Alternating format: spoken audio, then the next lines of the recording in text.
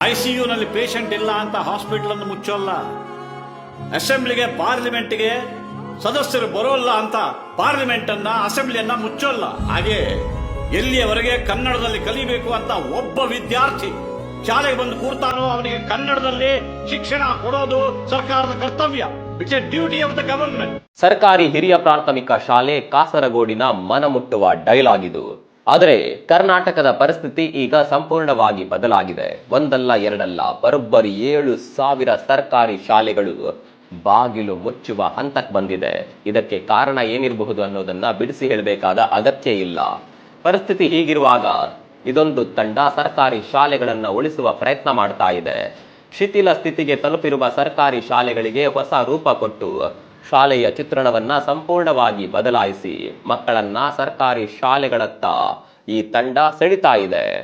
ಈ ರೀತಿ ಇರುವ ಸರ್ಕಾರಿ ಶಾಲೆಯನ್ನ ಈ ರೀತಿಯಾಗಿ ನವ ವಧುವಿನಂತೆ ಸಿಂಗಾರ ಮಾಡುವಲ್ಲಿ ಈ ತಂಡ ಪ್ರಯತ್ನ ಮಾಡ್ತಾ ಇದೆ.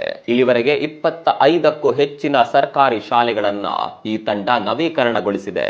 ಇದರಲ್ಲಿ ಕೇರಳದಲ್ಲಿರುವ 3 ಕನ್ನಡ ಮಾಧ್ಯಮ ಶಾಲೆಗಳು ಕೂಡ ಸೇರಿವೆ. ಯಾವುದೇ ಸ್ವಾರ್ಥವಿಲ್ಲದೆ, ಯಾವುದೇ ರೀತಿಯ ಪ್ರಚಾರವಿಲ್ಲದೆ, ಸದ್ದಿಲ್ಲದೆ ಯುವಕರ ಟೀಮ್ ಕೆಲಸ ಮಾಡ್ತಾ ಇದೆ. ಈ ತಂಡದ ಹೆಸರು ಮೇಕ್ ಸಮ್ ಒನ್ ಸ್ಮೈಲ್. ವಿಶೇಷ ಅಂದ್ರೆ ಇವರ ಈ ತಂಡಕ್ಕೆ ಅಧ್ಯಕ್ಷರು ಕೂಡ ಇಲ್ಲ, ಕಾರ್ಯದರ್ಶಿಗಳು ಕೂಡ ಇಲ್ಲ. ಇದೊಂದು ಟೀಮ್ ವರ್ಕ್.